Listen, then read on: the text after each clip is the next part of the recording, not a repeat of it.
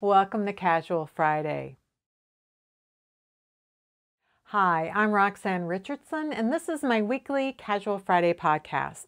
In this week's podcast, I answer a question several people have had about technical knitting articles I've written. I'll share my preparations for a new long-term project involving socks and stockings from the past 200 years. And I'll revisit a sock with an unusual heel that I showed you a couple of weeks ago because I have some interesting updates. So let's get started. I have had a couple of questions recently about articles that I've written for INTERWEAVE and the way that they are presented on the INTERWEAVE website as blog posts. So since I've been writing technical knitting articles for INTERWEAVE in, I think it was 2017 was the first year, they have always used my articles in addition to being presented in the print publication. They will also use it as digital content as a topic for a blog post. And that's completely in my contract. There's no problem with that. What I have gotten messages about recently, and what I have noticed myself recently, is that some of those older articles are presented as a blog post that will say, by so-and-so, and it's an INTERWEAVE employee. It's whoever had published that blog post. And my name does not appear at the top of the article like it would in the magazine or previously in the blog post. It isn't until the bottom of the article that you see the bio, my bio, and explaining who I am and all of that kind of thing. So people have been confused by that because they've seen the two different names, and they asked me about it. And because I thought that it used to be different, I did contact my editor at INTERWEAVE to ask about it. What happened was they have a new website, and when they were converting to the new website, those names of authors on those posts disappeared, and all you see is the INTERWEAVE editors or INTERWEAVE employee's name at the top, and you only see the name of the author at the bottom. Now, since the website has been changed, any new blog posts are posting articles with the author's name at the top. It's just the old ones that they're having trouble doing a mass conversion on, and it will get fixed at some point. So not to worry. But if you have noticed that, like one person's name at the top and my name at the bottom, and you wondered, well, who really wrote this? That's what happened. So if you are not familiar with my technical knitting articles that I've written for INTERWEAVE, I will put a link down in the show notes to, in my Ravelry group, I have what's called a page that allows me to include all kinds of information about a specific topic. And in this case, I have a page about all of my INTERWEAVE articles, and it has links to those blog posts where those articles appear. In some cases, the articles have not been used as digital content for blog posts, and I've made a note of that. And recently, they've sometimes broken up the article into two parts, if that made sense. And so my recent article that is in INTERWEAVE Knits Gifts, like the holiday issue for this year, that's on sock toe modifications, you know, how to modify different kinds of sock toes for different shaped feet. That one was broken up into two articles because there were two different types of sock toe constructions that were covered. And in those articles, you do see my name at the top. So if you're interested in reading any of those articles or seeing any of those past articles that I've written, I will leave a link to that page in my Ravelry group where you can find those links. I'm getting ready to start my next long-term project. The previous long-term project, I spent 4 years on knitting a sweater from each decade from the 1890s to the 1990s. This next long-term project is going to be exploring socks and stockings. So I'm doing a couple of things to prepare for it. One was trying to figure out what kind of yarn I wanted to use, and knowing that in some cases I won't be knitting full socks.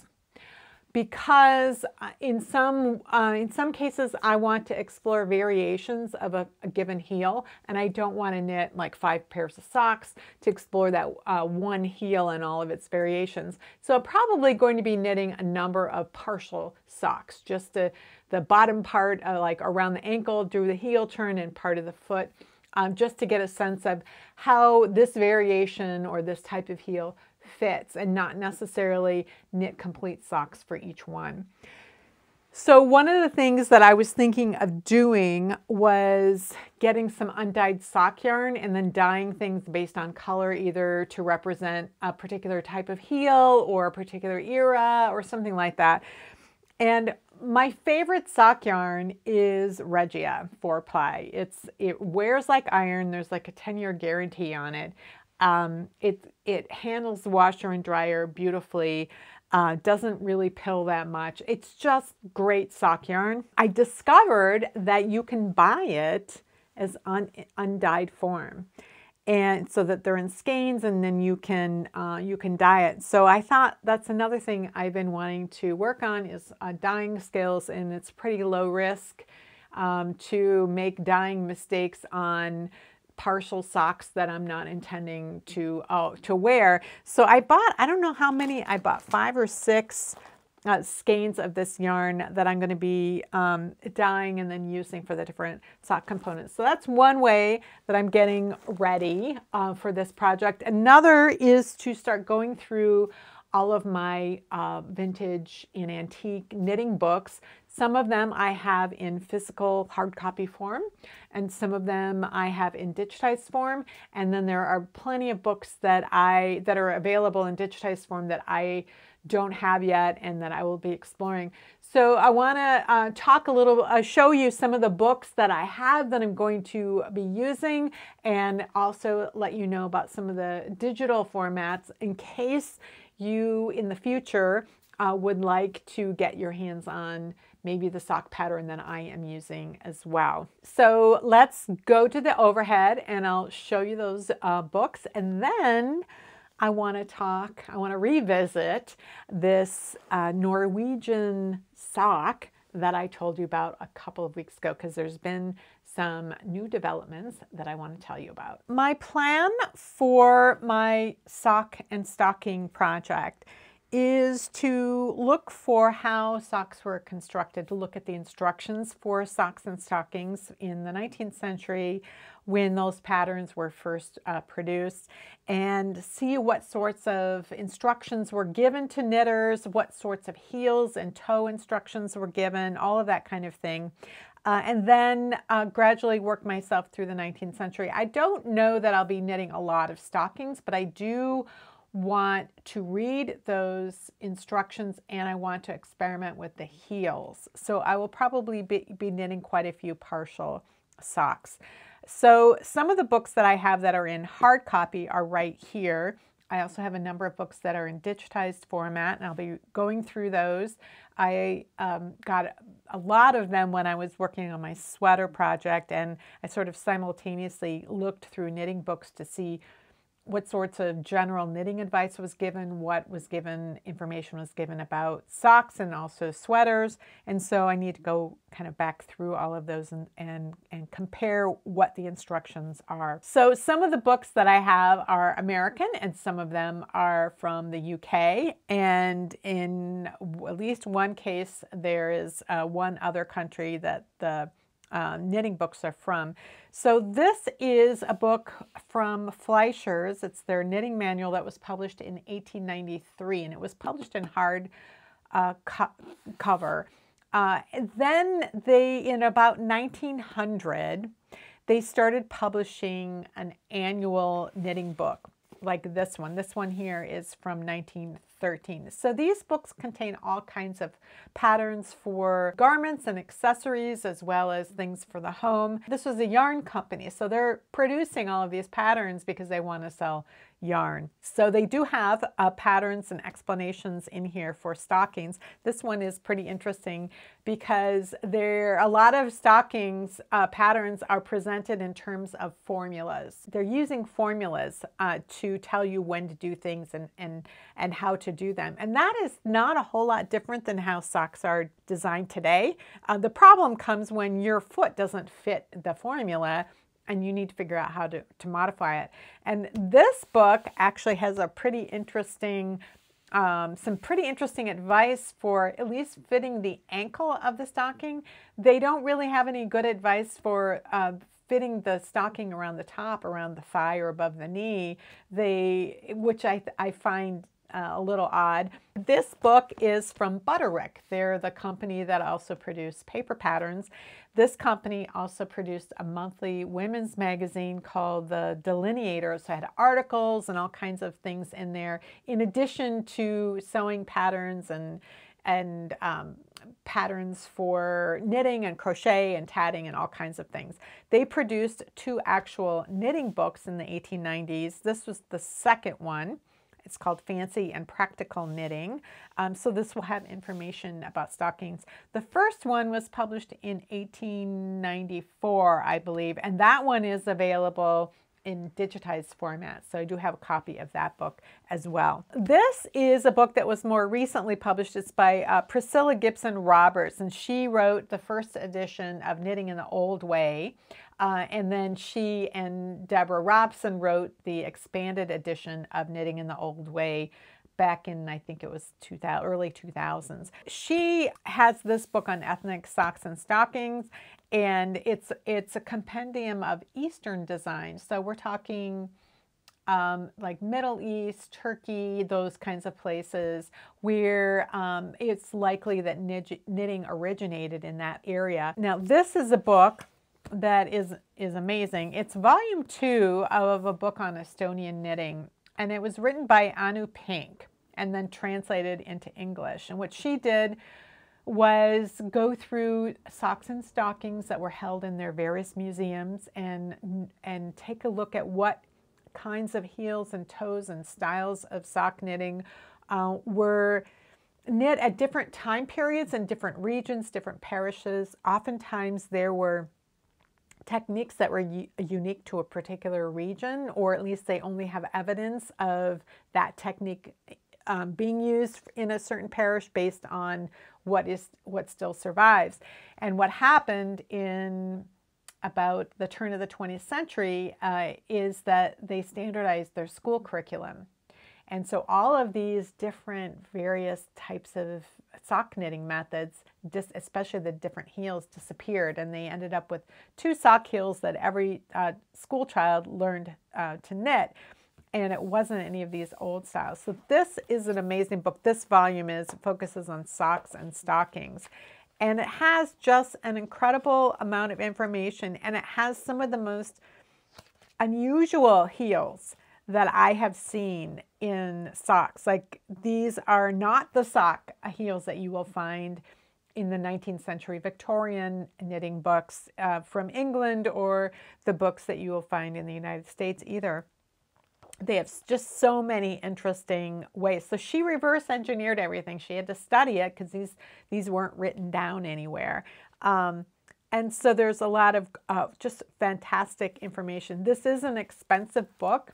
When I saw the price of it, I checked it out from our textile center library first, and then when I saw what was in it, I had to have it. I think it's somewhere in the $80 to $100 price range, so it is on the expensive side, but it is amazing. This is a really old book. It's called The Young Lady's Journal, The Complete Guide to the Work Table. So it has all kinds of things in here, like different kinds of crafts, as well as how to cut out garments and things. And you'll see these different engravings that illustrate the different types of projects that are in here. And there is information, I think at least one pattern for a stocking in here. So I'm going to be looking through that as well. This is a reproduction of a book that was originally published in 1852. The Finchley Manuals of Industry That refers to these industrial schools in Great Britain where children, poor children, were sent to learn to read and write, but also were taught to skills that would make them hireable by the age of 12 in a home. And this is the book there that I found an interesting method of grafting that I hadn't seen before. It gives the same result as the so-called Kitchener stitch because that is just a process. A Kitchener stitch is a process of grafting in a specific situation, usually sock tails when stitches are live on the needles. And this is also a particular method of grafting live stitches off the needle, but from the purl side, and it's much easier. So I did a video on this a couple years ago, and I called it the Finchley graft just to give it a distinction so that you'd understand that the process was different. But in this book, there's also information on how to knit a stocking. So that's something I'm going to be looking at as well. Now, this is a book that somebody was asking me about. They've seen it on my shelf, and they were wondering what it is. This is a book that was published in the 1930s. It's Weldon's Encyclopedia of Needlework. So Weldon's was a British company. And in the early maybe the mid 1880s, they began publishing a monthly magazine that was devoted to needlework. Each issue was devoted to a very specific type of needlework. It might be knitting, it might be stocking knitting, it might be tatting, it might be crochet. It could be all kinds of things. But each issue was devoted to a specific thing, and that was really quite different than other women's magazines that included knitting patterns or crochet patterns. Like the Delineator I mentioned earlier that was published by Butterick was a women's magazine that included all kinds of articles and other types of things. The Weldon's was the first one that was devoted specifically to needlework. There was nothing in it except knitting patterns or crochet patterns or whatever it was that was the topic of that month. And then at the end of the year, you could buy the full set of all 12 issues in a bound volume. So this was the Encyclopedia of Needlework. So this includes all kinds of information. This is not a bunch of those issues all bound together. This is a separate thing. This is like a reference book for all types of needlework, including, so there's net embroidery, needlework tapestry, they have ivory embroidery. So there's a lot of different types of needlepoint, needlework, that sort of thing, drawn thread work, cross stitch. But there's also knitting and there's dressmaking, all kinds of things in here, white work, smocking, lots and lots of embroidery types of work. But it also includes knitting, and it includes some information about knitting socks and stockings. So I will be referring to this. I will also be referring to the digitized copies of those early Weldon's practical stocking knitting issues. You can get those. I got mine from Piecework magazine produced those, and you can still get digitized copies of the different series that are devoted to either knitting or crocheting or stocking knitting, that sort of thing. You can get those from Piecework magazine. I'll leave a link down below. In the first year of Weldon's Practical Needlework, there was 2 issues, 2 series, they call them, of stocking knitting. And the first one explained the process of knitting stockings and like sort of the formula. And then there were a ton of different heels and different toes. And then there were some actual patterns for different types of stockings for men or women or children. And then the second series focused on all of the additional patterns. And they continued to publish stocking patterns for decades, as well as other sorts of knitting patterns. So those are a resource that are available. They do cost, I don't know, $10, $12 or something to get several issues of whatever type of book issue that it was. from Piecework. And then there is archive.org, where the University of Southampton has digitized their entire knitting reference library, including many Victorian knitting manuals, and including books that were aimed at children learning to knit stockings, like the very first knitting book published, I believe, in English, like that was devoted to knitting, was a book on knitting stockings. It was one of these industrial schools. That book was published, I believe, in 1817 originally, and then it was republished throughout the century. And there is an edition of that book that was published in 1881 that may be revised in some small way, but is essentially the same method that would have been taught back in the early part of the 19th century. So you can kind of see what information children were given when learning to knit stockings. But there's all kinds of knitting books in that collection, in the Victorian knitting manuals, but also just in their general knitting reference library. And there are also additional knitting books that you can find on archive.org that are outside of that knitting reference library. I did want to mention that there are some other sources for vintage and antique knitting patterns. And one of those that I get the physical books from is Abe Books. They're used booksellers. Booksellers from all over the world. That's where I've gotten a lot of the books that were originally published in the UK. Those get sent to me from there. Books that were originally published in the US, I get from sellers here. So that's one way if you want physical copies. The digital copies, archive.org, as I mentioned, is great. Project Gutenberg is great. Google Books is another option. Then there is Antique Pattern Library.org, and I'll put all of these down in the show notes. And then another source for physical copies of things, sometimes they're digital, sometimes they're physical, are eBay and Etsy. Are ways that you can get patterns, sometimes in digital format, but sometimes in physical format. So those are options if you were looking online, as I frequently do. I will also say that Ravelry has a couple of groups that are really good if you're seeking information on where to find things, or how to do things, or how to read patterns that are written in a format that you're not used to because it's from like 100 and some years ago. There is a group on Ravelry called All Things Vintage. So it's not just knitting. Some people do sewing as well. And then there is a historic knitting group as well on Ravelry. And I think the Knitting History Forum has a presence on Ravelry as well.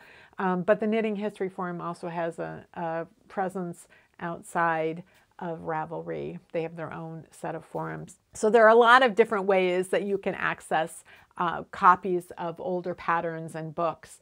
And so many of them are free, and it's actually an overwhelming amount of information that is available. 2 weeks ago in Casual Friday, I was showing you this sock, which is owned by a woman here in town named Jana, and this was knit by an elderly Norwegian relative of hers. It was probably knit a couple of decades ago.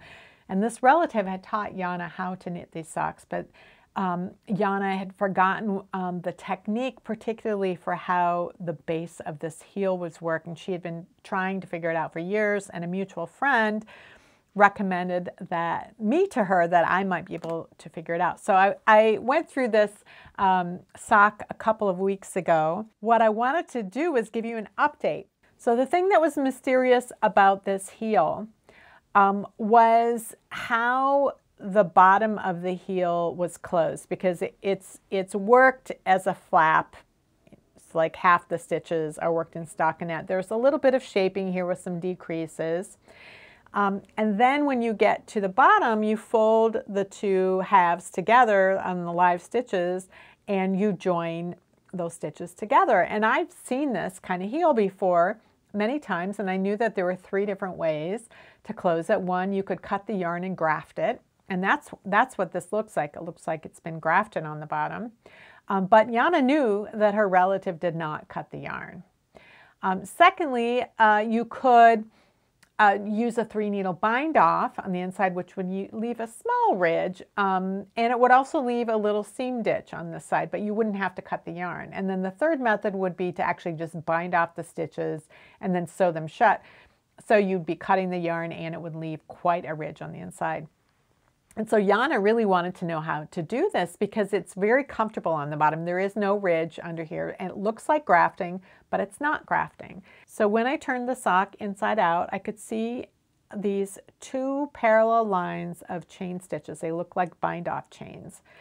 And what Jana and I both understood was that somehow these 2 halves of the heel were being bound off simultaneously, like alternating between binding off on this side and this side. And I couldn't quite figure out how to do it. But then I did remember a technique that I'd seen used in Coast Salish sweaters or Cowichan sweaters that uses this technique, but uses it on the right side of the work at the shoulders of sweaters as a closure. So it's used in a very different situation. In addition to that, Norwegian knitters tend to be continental knitters. They tend to hold the yarn in their left hand, while Coast Salish knitters tend to hold the yarn in the right hand. They were taught to knit by some European colonists at some point in the 19th century, and then they developed their own style of clothing and accessories based on their traditions and the symbols that were used in their weaving previously. Then they translated into sweater knitting, and they came up with these really ingenious ways of doing it. So I came up with a way of closing this heel, but within an hour or 2 of publishing my video, several people mentioned a sock pattern that was published by a Norwegian designer recently. And it is just a plain sock, but it has a heel that looks like this, this kind of shaped bit on the bottom. And it was a heel that her grandmother had taught her. So it's an old-fashioned type of heel. I looked at as many photos as I could of people who would knit that sock to see what the bottom looked like, because that would tell me whether or not a similar method was used for those socks that was used for these socks. And I could find some hints that there was something else going on. And then I found a video produced by Drops. They're a European yarn company. And they have a pattern for a sock that uses a very similar type of heel. There are some differences to it, but it has a closure that produces this result on the bottom, but that was done differently than the way that I learned. So I sent both techniques to Jana. She thinks the one that was in the Drops video, she thinks that's the one that her relative had taught her, but she was practicing both to see which one she felt was easier, that she was going to want to use in knitting socks going forward. But I want to show you this other method for producing this ending. So I want to show you a couple of things. One is that when we bind off, there are a couple of really common ways of binding off. One is you knit a couple of stitches, and then once you have 2 stitches on the right hand needle, you pass a stitch over, and then you knit one more and you pass a stitch over. But there is another method of binding off that I have seen quite a lot in patterns from Northern European designers. And that is to knit 2 stitches through the back like that, and return the stitch and then knit through to the back again. So that produces a very similar result as the method where you knit and pass over. So it looks basically the same. There is a difference though. So if you look under the chain, you can see those stitches that came off the needle when I was passing stitches over. They're regular open stitches, but if you look at the ones where I knit through the back loops, those are twisted underneath this chain. One of the things that I had noticed when I was examining the sock heel is that there were stitches that were twisted on here. And so I suspected that this method of knitting two through the back was the method of binding off, and then it was somehow done backwards, like somehow you would bind off backwards on one needle and then bind off by knitting through the back on the front needle. But I couldn't figure out how to do that. I couldn't figure out how to knit two together backwards. I've hardly ever done backwards knitting. I've done it occasionally. And I was trying and I just couldn't work it out spatially in my head. So I want to show you what that looks like. So if I were just knitting along normally on a right side row, I could, without turning the work, I could knit backwards with this right side still facing me. And the way that I would do that is I would put, this becomes the working needle here. I put it through the back. Then I would wrap the yarn around in the same direction that I normally would, so it's counterclockwise. And then I would pull the working needle through it, or I could kind of hold this in place and I could lift this stitch off the needle like that. So I could do it either way. So let me do some more. Now this is kind of awkward for me because I'm not used to doing it.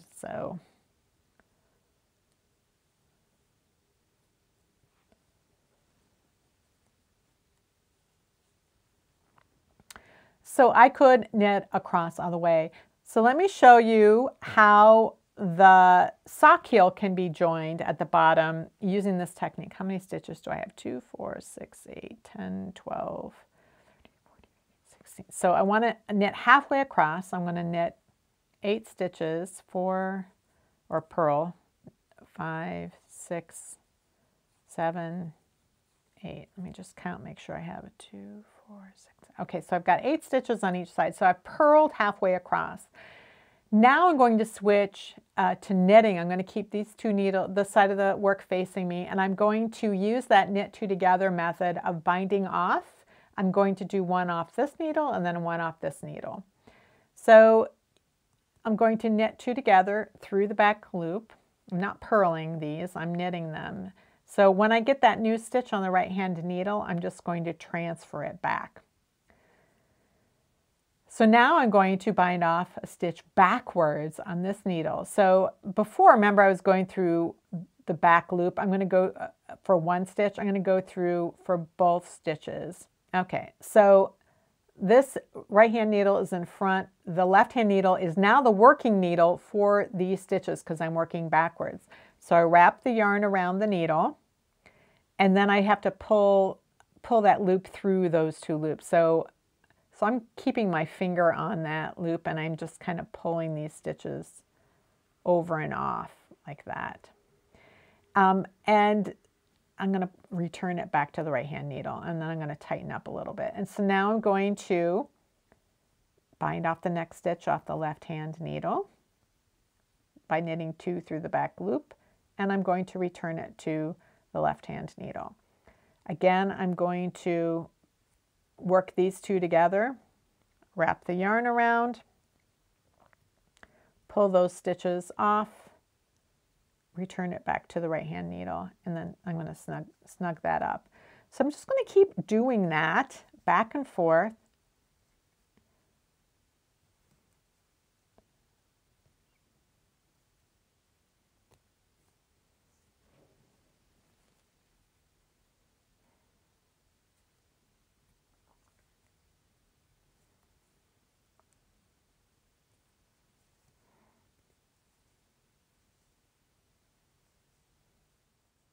Okay, so I've got this done, and then on this side, you can see that I have that result. And on this left-hand side here, where these stitches, where you can see that I've got those twisted stitches, you can do that knit two together through the back loop decrease without causing the stitches to twist. This stitch that hasn't yet been worked, you can slip it as if like for an SSK. And then when you work those stitches together, then it won't be twisted. So you can do it with or without twisting. There's always so many different ways of doing something that is exactly the same or that is very similar. And so you get to decide how fussy you're going to be about the bottom of your sock heel and which method, are you going to go for efficiency? You're going to go for looks? You're going to go for a combination? What are you going to do? So any of those possibilities will work, whether you use the method used in the Coast Salish shoulders, or you use this method that was more likely used by Norwegian knitters, or some variation of one or the other of those methods. I found this Norwegian sock just so interesting because for a couple of reasons. One, it had a closure that I had never encountered before, but it had a very familiar shape to it that I had seen many times, and it certainly was a type of heel that I wanted to explore. So my feeling is that I'm going to start by doing a replica pair of socks using this as a model. I'll reverse engineer this. So I've been taking notes on it. I've been measuring gauge, counting stitches, counting rows, poking at it to see how it was constructed. And I'm going to be knitting this. This uses a worsted weight yarn. These are considered house socks. So these are just meant for almost like slippers wearing around the house. They're fairly forgiving in terms of the circumference because it uses ribbing for the leg and the instep. So a number of people have mentioned wanting to also follow along with this particular project and knit the socks or stockings that I'm planning on knitting, or some people are exploring other areas of stocking and sock knitting in different historical time periods and just want to help. I just want to come along for the ride. So what I'm going to do, because I'm writing up, taking notes on this and I need to return this sock to Jana, is that I will write it up and create it. I'll probably create a PDF for it and make it a free Ravelry download sometime in the next few weeks. So if anyone who is interested in knitting this sock as well, I'll let you know when that pattern is available and you can knit it as well. I have some Icelandic yarn that is meant for kind of thicker house socks, and I've got it in a few different colors. So my plan is to use that yarn in order to make some replica socks. Let me just go get the yarn and I'll show you what it is. I bought this yarn a couple of years ago. So it's called, I don't know how to pronounce it. It's Lopi and it's Hoseband. Hoseband is. So I've got gray, I've got navy, I've got red.